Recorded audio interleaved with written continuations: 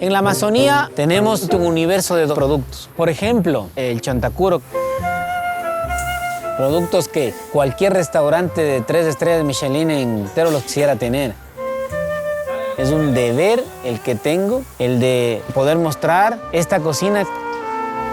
Y si tengo la oportunidad de contarlo al mundo, que lo haga.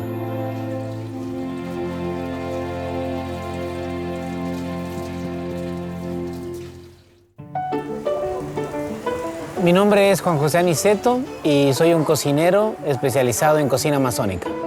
Yo crecí dentro de la cocina, con una cocina francesa, en una cocina americana, en una cocina tradicional ecuatoriana, pero nunca me hablaron de la cocina amazónica. Entonces, cuando vengo a vivir al Puyo, que me doy cuenta de que hay una nueva cocina para mí, una cocina desconocida. Para eso me tuve que ir a selva adentro para poder entender en realidad qué es la cocina amazónica. Siempre que hay un producto nuevo que una persona lo va a probar por primera vez, siempre hay una resistencia hacia lo desconocido. Les damos a probar el chontacuro, que es el gusano de la Amazonía. Lo ven con cómo me atrevo, no me atrevo. Pero el momento que se atreven, hasta ahora no hemos encontrado una persona que nos diga que el chontacuro, que el gusano, les ha parecido feo.